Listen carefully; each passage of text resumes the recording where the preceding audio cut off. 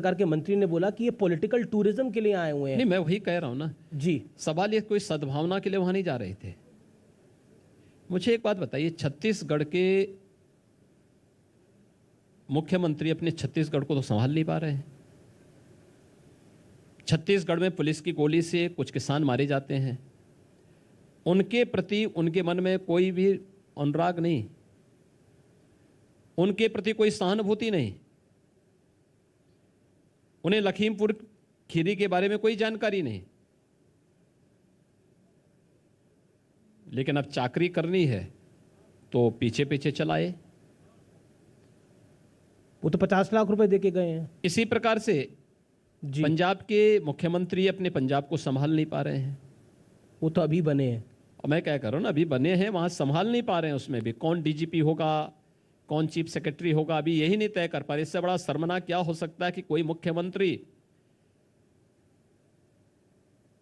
इस बात के लिए तरस रहा है कि साहब डीजीपी कौन होगा, वो अपना डीजीपी नहीं बना सकता, अपना चीफ सेक्रेटरी नहीं बना पा रहा है। पंजाब के अंदर किसानों के साथ, पंजाब के साथ, पंजाब के नागरिकों के साथ जो व्यवहार हो रहा है उसको संभाल नहीं पा रहे हैं। अपने आंतरिक झगड़ों में वे इतने त्रस्त हैं कि उससे पिंड छुड़ाने के लिए उन्होंने भी वही रास्ता अपनाया जो छत्तीसगढ़ ने अपनाया है। राजस्थान में जो हो रहा है, तो अपनी कमियों को छुपाने के लिए लोग केवल दूसरों के यानी घरों पर पत्थर फेंकने का कार्य करने वाले लोग हैं। मैं पूछना चाहता हूं इन लोगों से, राहुल जी से भी और प्रियंका जी से भी,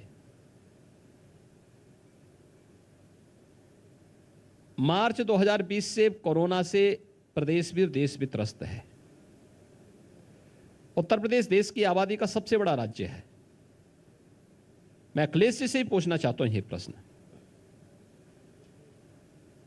24 से 25 करोड़ की आबादी उत्तर प्रदेश में रहती है। कोरोना हमारे लिए सबसे बड़ा क्रिटिकल पॉइंट था,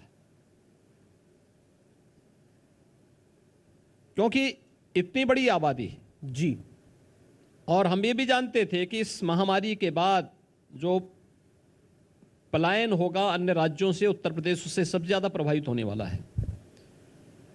मैं पूछना चाहता हूं कि कांग्रेस हो, सपा हो, बसपा हो या कोई भी राजनीतिक दल हो, इन लोगों में से कितने ऐसे राजनेता थे जो आज जो ये पॉलिटिकल टूर कर रहे हैं, ये पॉलिटिकल टूर की बजाय उस समय उत्तर प्रदेश की जनता के सुख दुख में कितने लोग सहभागी बने थे?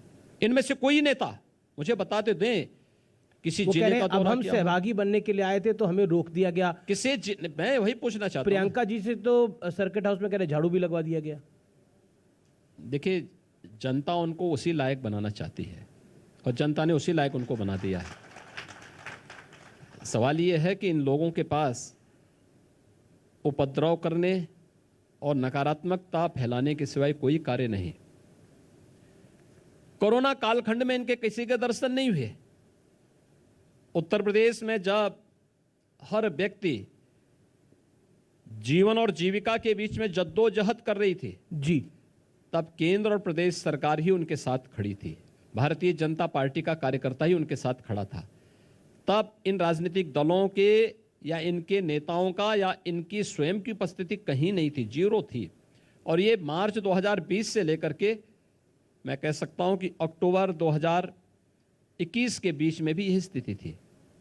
लेकिन अचानक उनकी नींद खुली, उनको लगा कि लखीमपुर खीरी एक बहाना है। लेकिन ऐसा नहीं हो पाएगा। उत्तर प्रदेश की लेकिन क्या आपको लगता है उत्तर प्रदेश की जनता, देखिए, सरकार की प्राथमिकता होती है शांति और सौहार्द बनाना। पहले सरकार ने वही किया। ये किसी इस सद्भावना के दूत नहीं थे। ये दुर्भावनापूर्ण तरीके से वहां पर विद्वेष और वहां पर आपसी वर्ग संघर्ष की स्थिति पैदा करना चाहते थे, जो हम प्रदेश के अंदर नहीं होने देना चाहते थे और कतई नहीं होने देंगे। तीसरा, इन लोगों के जाने के बाद पब्लिक की जो प्रतिक्रिया थी, पीड़ितों की जो प्रतिक्रिया थी, ये भी आपने देखा होगा। सबने बहुत तीखी प्रतिक्रिया व्यक्त की थी कि सरकार ने हमें मदद की है, सरकार के कार्यों से हम पूरी तरह संतुष्ट हैं, कृपया हमारे मामले में राजनीति न की जाए। ये पीड़ित परिवारों ने स्वयं लेकिन वो कहा या उनका सभी पक्षों ने इस बात को उनकी दलील थी, मैंने सवाल पूछे